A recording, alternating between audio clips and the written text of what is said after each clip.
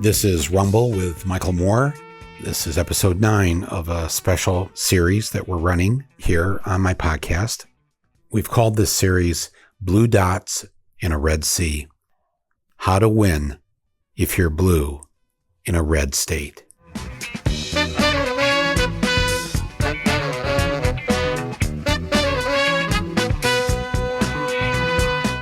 It's a 12-episode series of mini podcasts, short podcasts.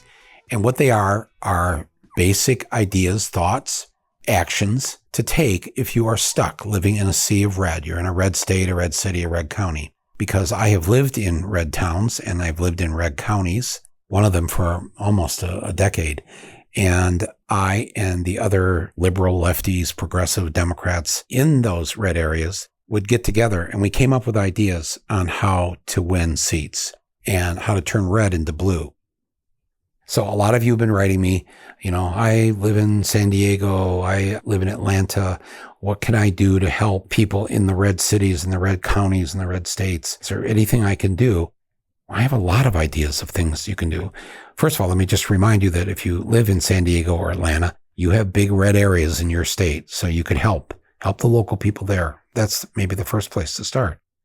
But if that's not the case, or you don't want to drive to Bakersfield, I get it.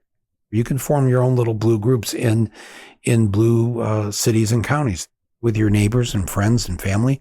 I've encouraged you to go to the monthly Democratic Party meeting and see if you bring enough people with you, you could maybe take it over or at least help them become better, like progressive people. But if not, that takes a lot of time. Don't do it. Just form your own little group. You live in an apartment building. You could just have your own little precinct group of liberals or Democrats or whatever. But today's episode 9, is about another idea I have as a way for blue area progressives to help red area progressives. If you live in a red state, you need a blue sister city or two. And if you live in a blue city, you need to reach out to new friends in a red state and become their sister city. You know the sister city concept, right? This goes on all over the world, that for different cities become a sister city in another country. And maybe it's because one's a manufacturing town in Michigan and there's a manufacturing town in Poland. And so they become sister cities and they do exchanges and they visit each other and they share ideas and friendship and pen pals and whatever. So this has been an idea that's been around for a long time. And if you're on the political left, we've been doing this since Vietnam. Whatever town you lived in or city, your local anti-war group would form a sister city relationship with a village in Vietnam. It's a goodwill thing to do. But in our case here, because we're trying to turn red into blue, people who live in these red counties need our help. So if you live in the Twin Cities, if you live in Seattle, if you live in the Bay Area, the Upper East Side of New York City, one of the first things you can do is just establish a relationship. Maybe you have friends or family that live in a red town in Nebraska, in Montana, in West Virginia. Make a connection. Or you could just call down there. Or go online, Google it. You'll find the sort of liberal progressive people that are struggling to try to get people elected, to try to do some good in these red states. And then contact them and say, there's a group of us here in Oakland, California. And, we read about your struggle there in Montana and your success in getting a couple school board members elected. And we just thought, we're here to help. If we can help in any way, and that way could be any of a number of things. Solidarity to begin with, just letting them hear from you in the Bay Area that you are paying attention, that you care. And if you can help, you will. That could mean at election time, making phone calls, sending postcards, emails, whatever, to voters. It could mean contributing $5, $10, $20, whatever, doing a fundraising drive in the Bay Area to help turn Montana blue. There's any of a number of things you could come up with and then do it. The sense of not just solidarity, a sense of unity, what you're going to do for people who live in the Montanas and the Nebraskas and the West Virginias of this country, Oklahoma, Texas, Florida, they start to feel very alone. in these places and that there's no hope. It's never going to change. They have to work with and live next door to like crazy people with crazy ideas, crazy target practice going on, and just all sorts of stuff. And they could use a hand, our hand, your hand.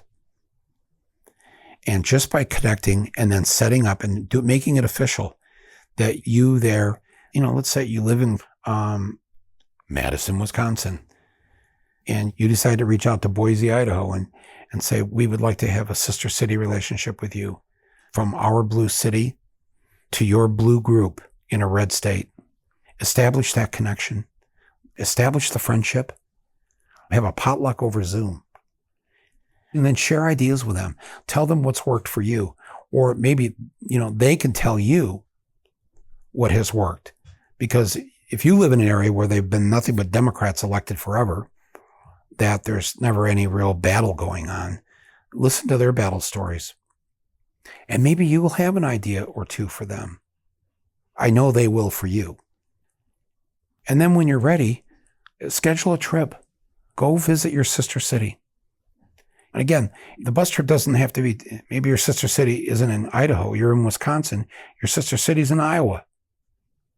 It's like a couple hours away, but you've adopted each other. Drive there, you can drive in the car, rent a bus, have an event, an activity where you visit there or they come to you and you do a fundraiser for them in Wisconsin. I mean, look, I know the people listening to this, you could brainstorm a dozen ideas right now of what you would do if you had a sister city in a red state.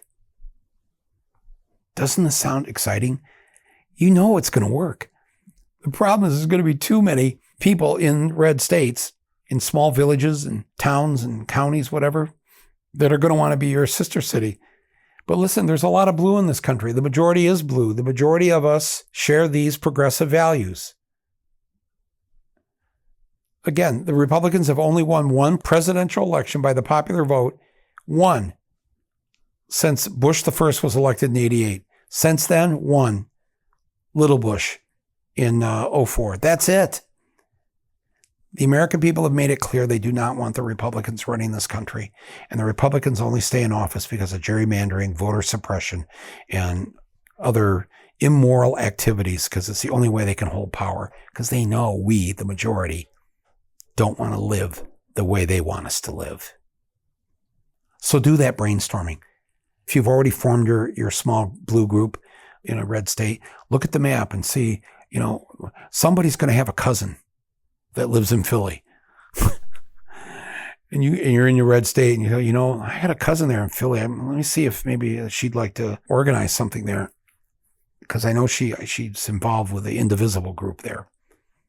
You're going to find a way to connect. I will help to be a conduit. I'll post things. Anybody who sends me anything and says, hey, we live in this area and we'd love a sister city in a blue state or a blue city, I'll post your cities. I'll try to help.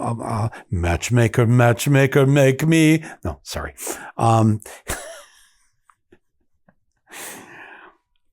This sounds like fun. We should do this. Red states, red counties, red cities, looking for a sister city, a blue sister city in a blue state. Let's make this happen. Make this one of your new projects.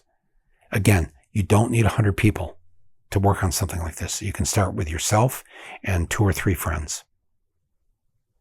You're a teacher in a high school. I know you've got 2 teacher friends that would love this idea. And I'll bet you there's students that would love to participate in it also. So come on, let's give this a try. A sister city program between blue and red. And we will elect more blue politicians, more people who believe that women must have 100% control over their own bodies, that the climate catastrophe is real, that $7.25 an hour is a prison wage. The whole list of things that the majority, not just Democrats, not just liberals, the majority of our fellow Americans agree that if you have a sick child, a sick parent, you're sick, There's got to be paid family leave for any reason that you need to take the time off.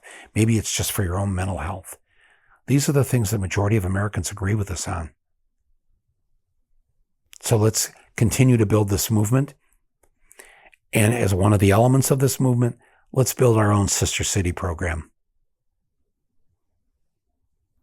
We've got 3 short episodes left in our Blue Dots in a Red Sea series here. So those will be coming up in the next few days. I thank you for participating in this. I love reading your comments online and the mail you're sending me. It's just incredible. I think we'll do a mailbag show here in another week or 2, and I'm going to read some of the reactions, some of the things that some of you are already doing in your red states to get red turned into blue. This is Michael Moore. My thanks to my producer and editor, Angela Vargos, and to all of you for participating in this new movement. This is Rumble. I'm Michael Moore. Good days are ahead. Talk soon.